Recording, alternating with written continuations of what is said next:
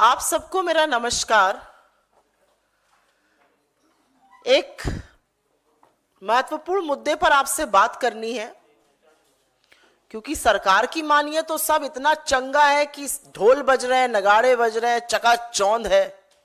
जमीनी असलियत बड़ी अलग है। थोड़ा सा देश के हालात समझ लेते हैं, पिछले 2 महीने के हालात।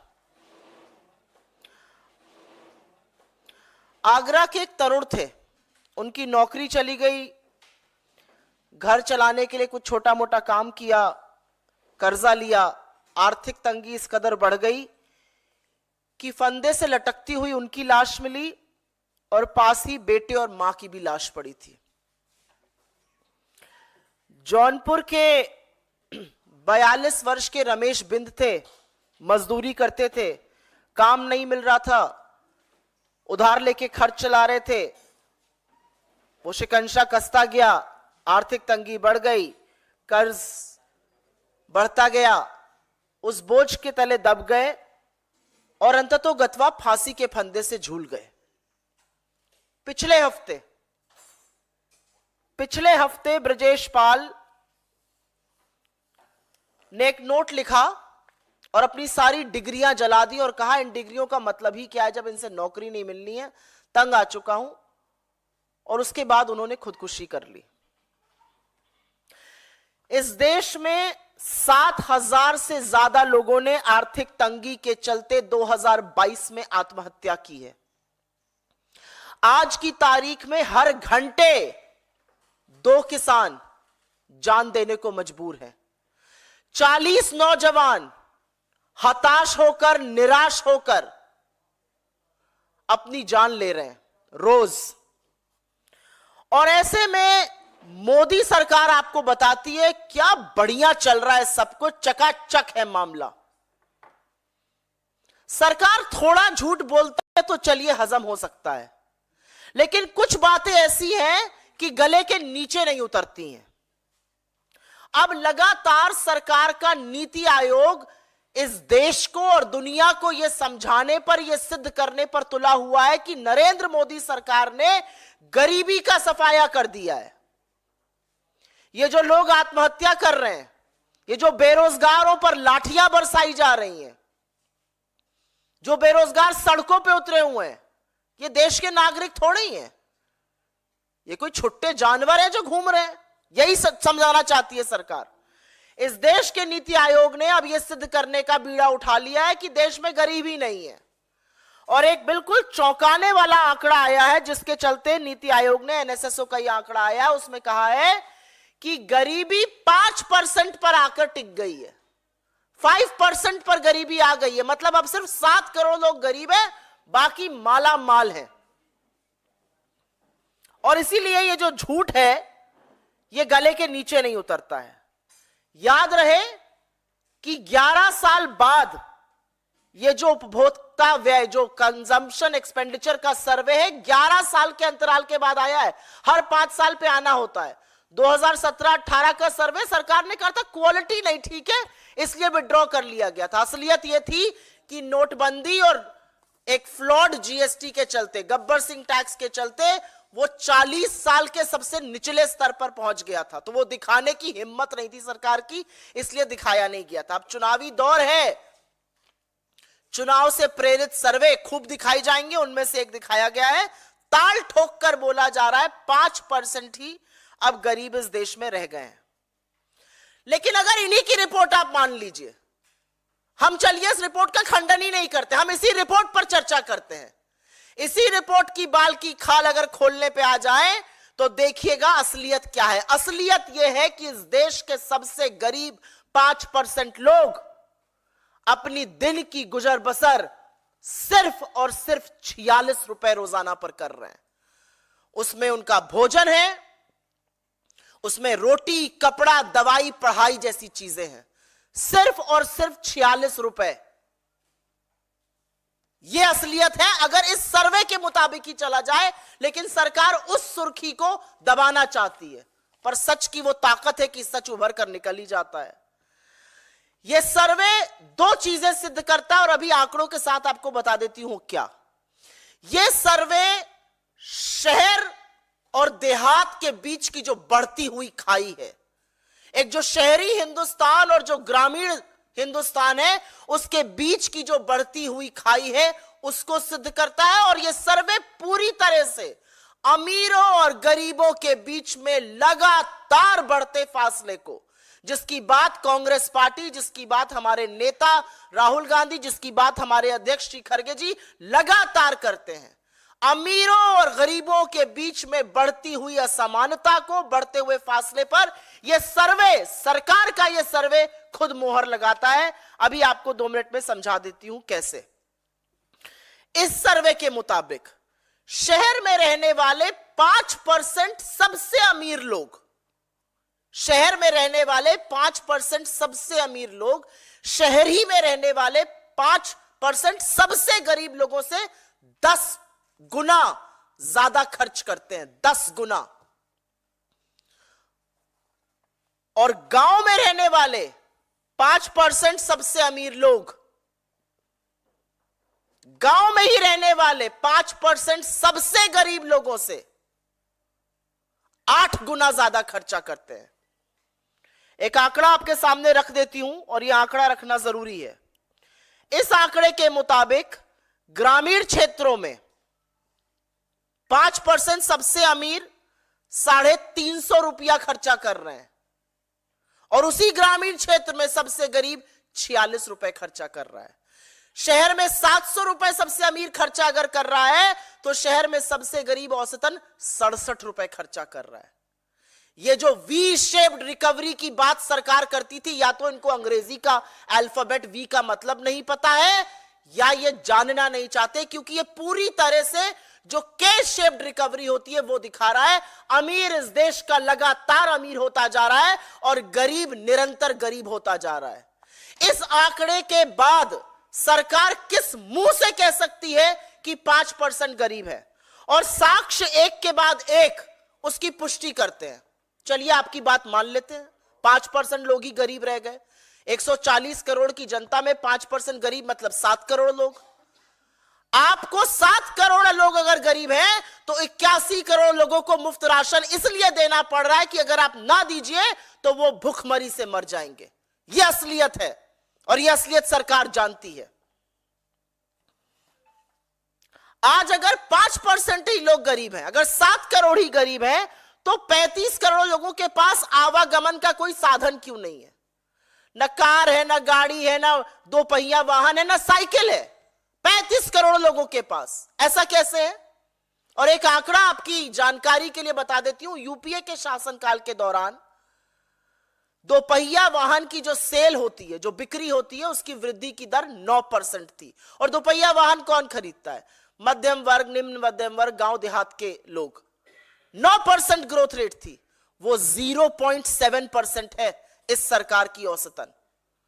2 पहिया वाहन या साबुन, मंजन, तेल, इस तरह की जो एफएमसीजी की वस्तुएं होती है, उसमें जो बिक्री में गिरावट आई है रूरल एरियाज में, वो क्यों आई है?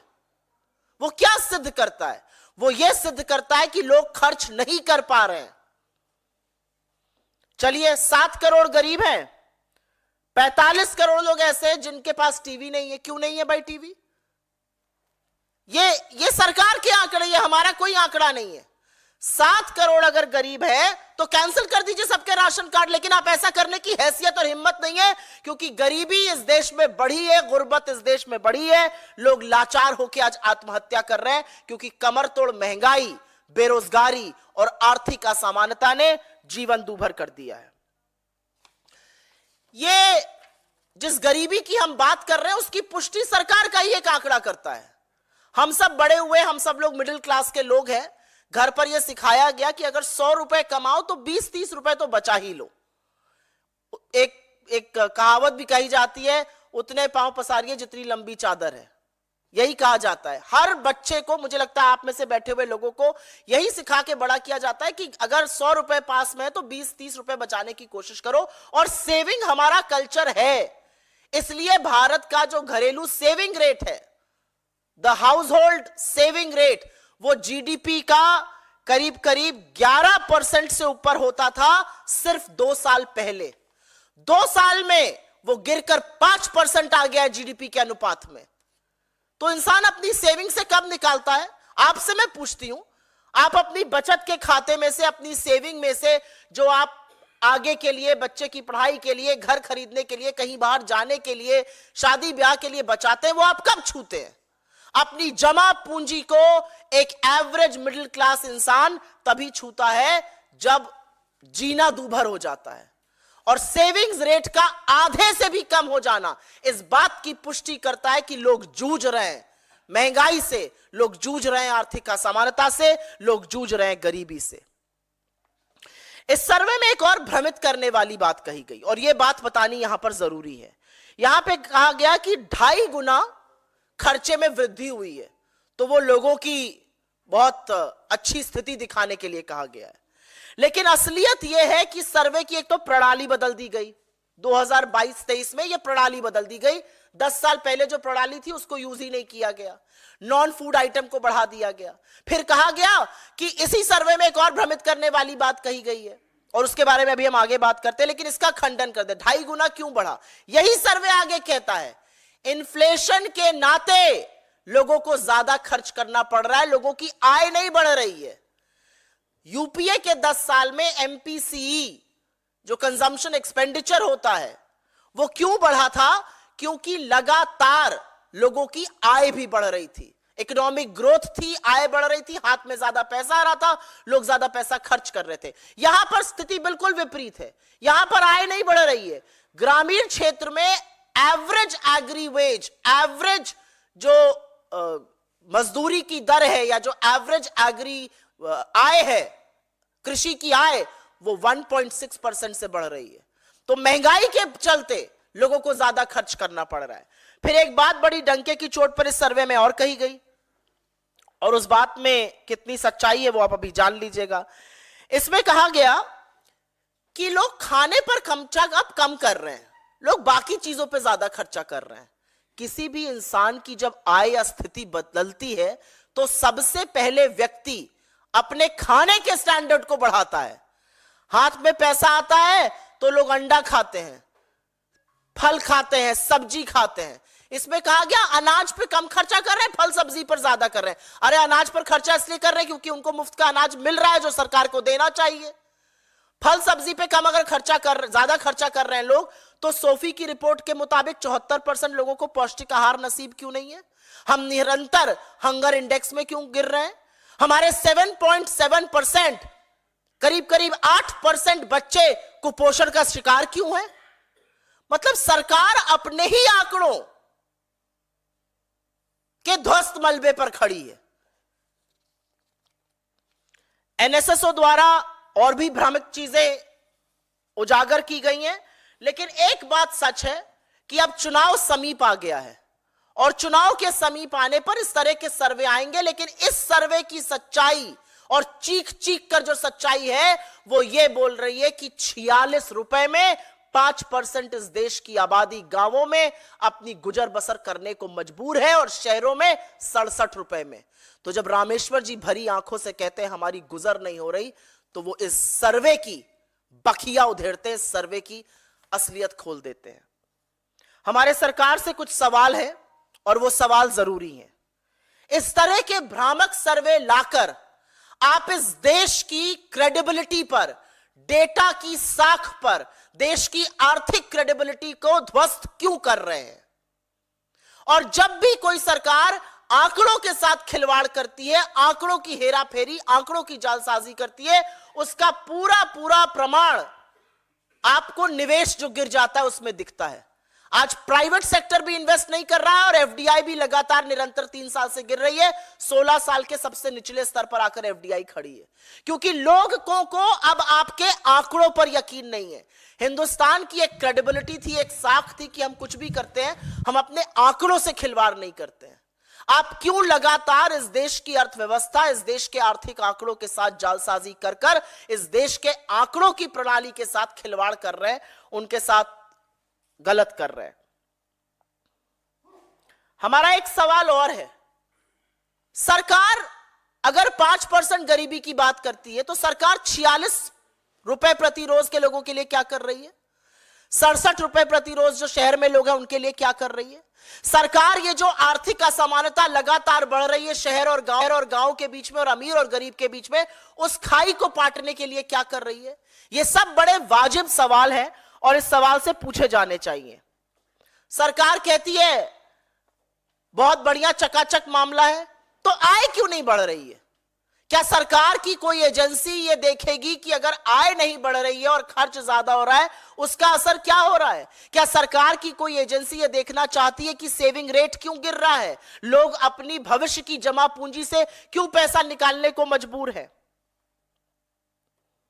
सरकार उज्ज्वला का ढिंडोरा पीटती है और असलियत यह है कि ईंधन पर सिर्फ मात्र 1.5% लोग खर्चा कर रहे हैं।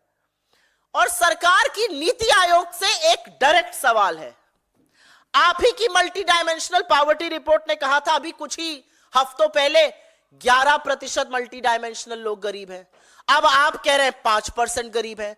जुलाई 2023 में आपने कहा था कि गांव में 20% के लोग गरीब हैं। तो 20% लोग गरीब हैं, 11% लोग गरीब हैं या 5% लोग गरीब हैं? क्योंकि यह रिपोर्ट नीति आयोग की 3 रिपोर्टों पर यह आंकड़े आधारित है।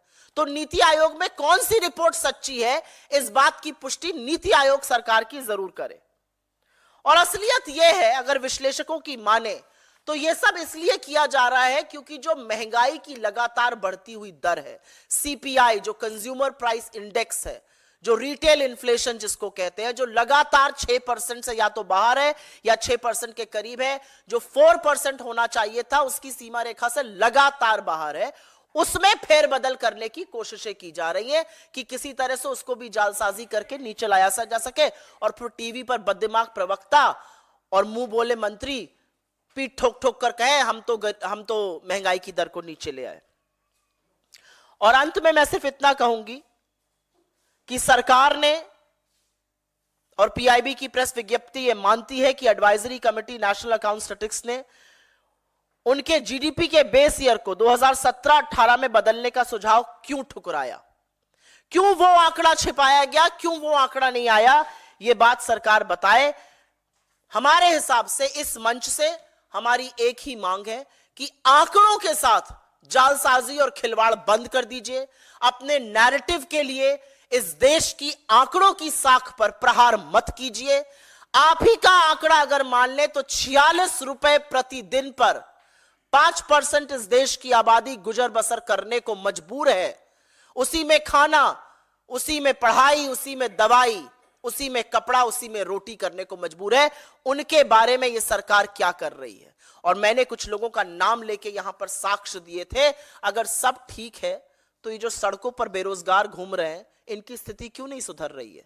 अगर सब ठीक है तो 2 किसान हर घंटे आत्महत्या क्यों कर रहे हैं? अगर सब ठीक है तो 2022 में 7,000 से ज्यादा लोगों ने अपनी जान क्यों ली आर्थिक तंगी के चलते? आपके सवालों का स्वागत है। In the mean time I will very briefly make a statement in English on this. The NITI Aayog has come out with yet another narrative setting report, and they now claim that India's poverty has been reduced to 5%, which essentially means that only 7 crore Indians are poor now. Everybody else is middle class or rich. But the devil lies in the detail. Even if we were to listen to this report, which has come after a gap of 11 years, remember in 2017-18, this report on consumption expenditure was concealed by the government, primarily because consumption had dipped to a 4-decade low. Because of demonetization, because of a flawed GST. And which is why even if we were to go with this report actually tells you a very, very unsettling truth. And that truth is that the divide between the rich and the poor, between urban and rural India is widening with every single passage of a minute. And it's widening and the government is doing nothing. The biggest headline out of this report is that the poorest 5% Indians are forced to live with 46 rupees a day. And that they have to spend on food, on clothing, on transport, on medicine, and on education of their children. It tells you a very unsettling picture between the difference of the poorest 5% and the richest 5%. The poorest 5% and the richest 5% is a gaping hole. The richest 5% in rural areas are spending 8 times more than what the poorest 5% are spending. And in urban areas, the richest 5% are spending 10 times more than what the poorest 5% are spending. How do you explain this? And how do you explain this income inequality against which the Congress party has consistently raised its voice? It's a ticking time bomb. We've been saying this consistently. And data proves your claims bogus. If 7 crore Indians are poor, why are you forced to give free ration to 81 crore Indians? Because if you don't do that, then these people will be pushed to the verge of extreme poverty and extreme malnutrition. If your data is right, why is the savings rate in India falling? From over 11% in 2 years to the GDP to 5% right now. Who draws from their savings? People who cannot afford to live in their present incomes. This data has multiple other wrong claims. It has multiple other wrong assertions. But if there are only 7 crore Indians who are poor, why is it that 35 crore Indians cannot afford a two-wheeler or a car or any mode of transport? Why is it that sale in two-wheelers has dipped to 0.7% from the 9% highs of UPA? Why is it that 45 crore Indians today cannot afford television? There are only 7 crore Indians, according to you, who are poor. Why is it? And according to this report, it says that people are spending less on grains and more on fruits and vegetables. They're spending less on grain because they're getting free ration thanks to the Food Security Act. But the reality is, this does not corroborate with the SOFI report that says 74% Indians cannot afford a nutritious diet. 7.7% of our children are malnourished. India has been consistently dipping on the hunger index. How do you justify those things? And one last thing that I want to say before I conclude here, and that's an important point to assert. And that point is about the disconnect between income on one hand and consumption on the other. If you compare the period of UPA, the consumption expenditure had gone up on the back of higher incomes, on the back of higher economic growth. Here, income growth is either very low or incomes have gone down. So people are actually forced to spend more because of inflationary pressures and not because they have more money in their hands. And this is government data that I'm quoting. So the only one question that we want to raise from this platform is that why is the Modi government destroying the credibility of our economic data consistently? Which data on poverty is right from the Niti Aayog?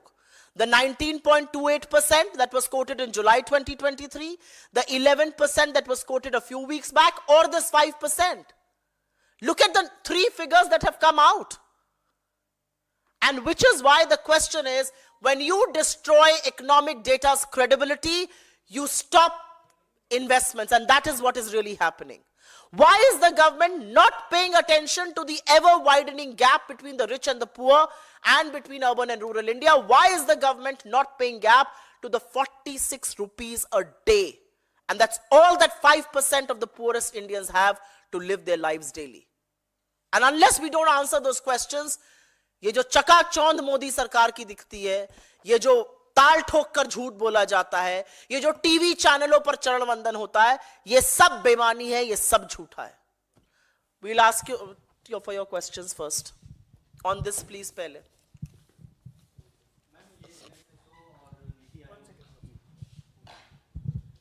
NSSO और नीति आयोग की report में बताया जा रहा है कि गरीबी कम हुई है, और दूसरी तरफ केंद्र सरकार ने अगले 5 साल तक 80 करोड़ लोगों को मुफ्त अनाज देने का जो था उसको और एक्सटेंड किया है. तो आपको इसमें कोई कंट्राडिक्शन नजर नहीं आता है? मैंने पहले ही बोला, हम सबसे पहले सर्वप्रथम एक बात मैं यहां से डंके की चोट पर बोलना चाहती हूं. मैं स्वागत करती हूं लोगों को फ्री राशन देने का, और ये यूपीए की देन है. खाद्य सुरक्षा का जो कानून बना वो यूपीए की डॉक्टर मनमोहन सिंह की सरकार ने सोनिया गांधी जी की प्रेरणा से वो बनाया। ये यूपीए की देन है। हम स्वागत करते हैं कि देश के किसान जो कलेजा धरती का फाड़ कर फसल उगाते हैं वो देश के लोगों तक, गरीब लोगों तक जरूर पहुंचनी चाहिए। लेकिन आपकी बात में दम है और यही बात मैंने इस मंच से कही है। आप कह रहे हैं 5% लोग गरीब हैं, 7 करोड़ गरीब हैं, तो फिर क्यों देना पड़ रहा है आपको फ्री का राशन? आप कह रहे हैं 7 करोड़ गरीब हैं, क्यों नहीं उपभोग बढ़ रहा है? आप कह रहे हैं 7 करोड़ गरीब हैं, तो क्यों नहीं लोग कुछ दुपहिया वाहन कुछ खरीद पा रहे हैं? साबुन तेल मंजन खरीदने को लाले पड़ गए। तो मेरा अपना मानना है कि सरकार जब आंकड़ों की हेराफेरी करती है तो कहीं यह भूल जाती है कि आंकड़ों का ही एक सच होता है, और वो सच इतना भयावह, इतना भयानक है कि वो कहता है कि सबसे अमीर लोग शहर में 10 गुना सबसे गरीब लोग से खर्चा करते हैं और गांवों में 8 गुना खर्चा करते हैं। 46 रुपए रोज पर, जिसमें रोटी, जिसमें कपड़ा, जिसमें पढ़ाई, जिसमें दवाई, जिसमें आवागमन सब है। 46 रुपए मात्र रोज पर 5% इस देश की आबादी गुजर करने को मजबूर है। तो ये आंकड़े तो आप ही के हैं। किस बात का डंका पीट रहे हैं आप अगर 46 रुपए पर लोगों को अपना जीवन गुजर बसर करना पड़ रहा है रोजाना?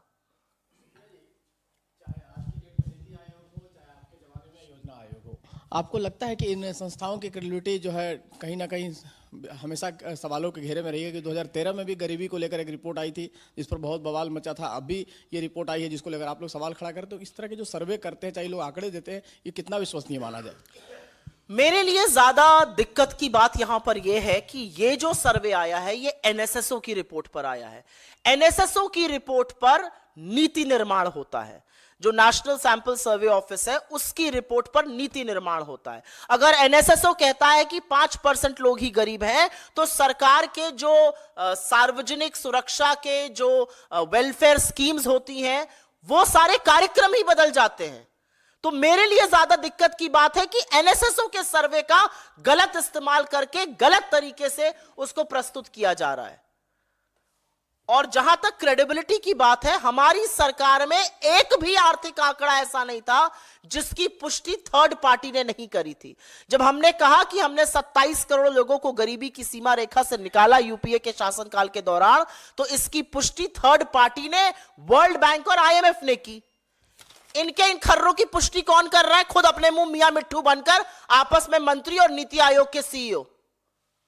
एक भी जो विश्वसनीय एजेंसीज हैं क्या इन आंकड़ों की पुष्टि कर रही हैं? विश्वसनीय एजेंसीज वाइडनिंग गैप, इस आईएमएफ को कोट करने में थकते नहीं है मोदी जी के मंत्री लोग। वो क्या कहता है आईएमएफ कि आपके यहां जो बढ़ती हुई निरंतर आर्थिक असमानता है, जो गरीबी है, वो दिक्कत की चीज है। तो मेरा अपना मानना है कि आर्थिक आंकड़ों के साथ खिलवाड़ करके, जालसाजी करके, उसके साथ करतब करके आपको हासिल कुछ नहीं होगा। 2 घंटे का टीवी डिबेट पर चरण वंदन हो जाएगा, 2-4 मियां मिट्ठू ताली बजा लेंगे, पीठ ठोक लेंगे, प्रधानमंत्री वही झूठ जाकर इलेक्शन की रैलीज में, टेलीविजन के कार्यक्रमों में रिपीट करेंगे, और जो समझते हैं इन चीजों को वो हंसेंगे आप पर। लेकिन सबसे ज्यादा आप पर वो गरीब हंस रहा है जिसकी जिंदगी आपने बदतर कर दी है। मैंने 3 लोगों की यहां पर बात करी, चाहे वो रमेश बिंद हो, चाहे वो ब्रजेश पाल हो, चाहे वो आगरा का तरुण हो, जिन्होंने आर्थिक तंगी के कारण पिछले 1-1.5 महीने में अपनी जान दे दी। आपके ऊपर हंस नहीं रहे हैं वो लोग जो कि अपनी आत्महत्या कर रहे हैं। आज 1 घंटे में 2 किसान आत्महत्या करता है, रोजाना 40 नौजवान आत्महत्या कर रहे हैं बेरोजगारी के चलते। 2022 में यह सरकार का आंकड़ा है, 7,000 लोगों ने खुदकुशी कर ली। ये लोग आपके ऊपर हंस नहीं रहे हैं। विडंबना है कि ये लोग मजबूर हैं आत्महत्या करने को, और आप चकाचौंध को दिखाने में अपनी पीठ ठोकने से बाज नहीं आ रहे हैं। अगर इस पर कोई और सवाल हो पहले तो वो ले लेंगे, उसके बाद आपके बाकी सवाल। जी हेलो, कैम्ब्रिज से दो इम्पोर्टेंट लेक्चर उन्हें वहां देने हैं। जनरल इलेक्शन से पहले क्या विषय वस्तु होगा जिस पर राहुल जी वहां व्याख्यान देंगे? दूसरा सवाल यह है कि सीपीआईएम के विनय विश्वान ने सवाल उठाया है कि राहुल जी को हिंदी हार्टलैंड से चुनाव लड़ना चाहिए, केरला के वायनाड से नहीं, जहां के 20 सीटों में से एक भी भाजपा जीत नहीं सकती है, वहां राहुल गांधी क्यों चुनाव लड़ने आ रहे हैं? सबसे पहले मैं आपने कैम्ब्रिज पर सवाल पूछा, उसका जरूर जवाब दूंगी। कैम्ब्रिज यूनिवर्सिटी विश्व के सबसे ख्याति प्राप्त संस्थानों में से एक है। It is one of the oldest educational and one of the most prestigious educational institution in the world. वहां से आइंस्टाइन या नेहरू नहीं, खुद राहुल गांधी जी भी पढ़े हैं। हमारे लिए बड़े फक्र की बात है कि हमारे नेता को वहां पर लेक्चर देने के लिए कैम्ब्रिज यूनिवर्सिटी आमंत्रित करती है। उनके साथ उनका सालाना अनुबंध है और वो हर साल जाकर वहां पर लेक्चर देते हैं। हमारे लिए बहुत गर्व की बात है कि हमारे नेता ऐसे प्रेस्टिजियस यूनिवर्सिटी पर जाकर छात्रों से listening in the 21st century, जैसे उन्होंने पिछली बात करी थी, देश और दुनिया की परिस्थिति पर चर्चा करने की कुवत रखते हैं और ऐसी प्रेस्टिजियस यूनिवर्सिटी उनको बुलाती है। 8 महीने पहले ही यह तय हो गया था कि उनको इन 2 दिनों वहां रहना होगा। अब बात आई आपके सवाल की वायनाड पर। राहुल गांधी जी एक ऐसे शख्स हैं जो विंध्याचल की पर्वतों के दक्षिण और उत्तर कहीं भी चुनाव लड़कर जीत सकते हैं। ऐसी हिम्मत एक बार इस देश का प्रधानमंत्री भी करके दिखाया। जी सुप्रिया जी, अभी जो आप जब प्रेस कॉन्फ्रेंस कर रहे हैं, एक राज्यसभा चुनावों के लिए वोटिंग चल रही है, इंडिया गठबंधन जिसके लिए लगातार ये कहा जा रहा था बहुत मजबूत है, लेकिन अभी जब उत्तर प्रदेश की अभी तस्वीर साफ हो रही है तो वहां पर समाजवादी पार्टी के कई विधायकों ने ही बीजेपी के उम्मीदवार के पक्ष में वोट दिया है। तो इसको कैसे देखते हैं कि जहां पर जो है जो लगातार इंडिया गठबंधन के दल हैं उनमें ही टूट देखने को मिल रही है और वो बीजेपी की तरफ जाते जा रहे हैं और उसमें से 2 विधायक तो अमेठी सीट से आते हैं। दुखद है, और दुखद इसलिए है क्योंकि पैसे का क्या प्रलोभन है मुझे नहीं पता, एजेंसीज का क्या दबाव है, किस तरह का प्रेशर इन लोगों पर बन रहा है मुझे नहीं पता। मुझे लगता है इसकी समीक्षा हमारा घटक दल खुद करेगा तो अच्छा रहेगा, मैं उन पर टिप्पणी नहीं करना चाहती हूं। लेकिन दुखद है ये स्थिति। अगर आप इस सरकार के खिलाफ लड़ेंगे तो आप पर हर तरह का दबाव बनाया जाएगा, और वो सार्वजनिक रूप से दबाव आप लोगों को मुझसे ज्यादा पता है, उसका मैं उल्लेख बार बार नहीं करूंगी। लेकिन मेरा अपना मानना है कि जो इस सरकार से लड़ेगा उस पर हर तरह का दबाव बनेगा, और ये जीत के लिए कुछ भी करने को तैयार है।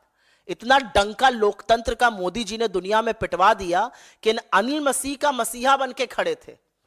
36 वोटों में धांधली कैमरे पर पकड़ी गई, सुप्रीम कोर्ट को बोलना पड़ा। मुंह पर कालिक पुती है इस देश के लोकतंत्र की, जो बीजेपी ने करके दिखाया है चंडीगढ़ पर। मुंह पर कालिक पुती है इस देश के लोकतंत्र और इस देश की चुनी हुई सरकार पर, जब इलेक्टोरल बॉन्ड को बंद किया सुप्रीम कोर्ट ने। यह असलियत है।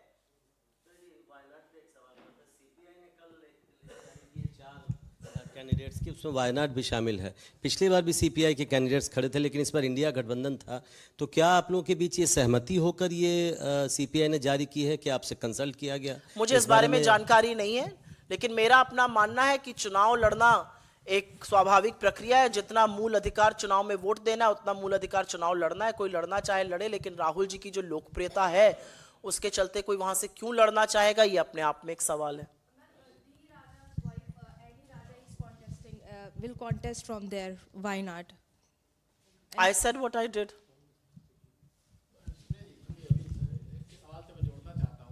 कि जिस तरह से 3 विधायक आपके अमेठी और रायबरेली के सपा के चले गए हैं, बीजेपी को वोट दे रहे हैं, क्रॉस वोटिंग कर रहे हैं, तो ऐसे में आपको लगता है कि कांग्रेस के लिए चुनौती है रायबरेली और अमेठी सीट पे इस बार चुनाव लड़ना? क्योंकि 3 पहले सपा का समर्थन आपको मिलता रहा है अक्सर, इसलिए कह रहा हूँ।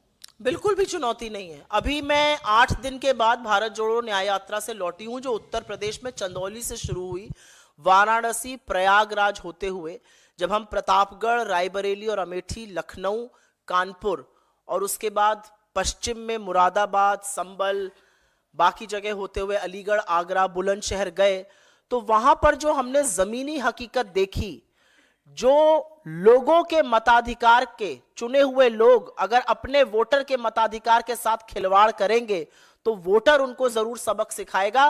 वोटर ने मन बना लिया है। जो असीम जन समूह वहां पर उमड़ा, जिस तरह का प्यार और जिस तरह का समर्थन राहुल जी को मिला, जब सपा के राष्ट्रीय अध्यक्ष हमारे साथ आगरा में शामिल हुए, तो जिस तरह का अपार जन सैलाब था, वो खुद दिखाता है कि कितना लोकप्रिय हमारा गठबंधन है और किस तरह से बीजेपी थर्राई हुई है। चुने हुए प्रतिनिधि अंततोगत्वा अपने वोटर के पास ही जाएंगे और ये वोटर उनको सबक सिखाएगा। कोई और सवाल? बहुत धन्यवाद आपका, लेकिन इस बात को जरूर उजागर करिए। सोच लीजिए वो 46 रुपए जो शायद आप टिप में भी देखते हुए आपको झिझक लगती है, आज की तारीख में अगर कहीं खाना खाने जाओ और टिप में 200-250 रुपए से कम दो तो झिझक होती है। 46 रुपए में एक व्यक्ति रोटी, कपड़ा, पढ़ाई और दवाई सब कुछ पर गुजर बसर करने को मजबूर है। तो जो इंडिया शाइनिंग था वो इंडिया शाइनिंग फिर हो रहा है और इसका वही हाल होगा जो 2004 में हुआ था। बहुत धन्यवाद आपका।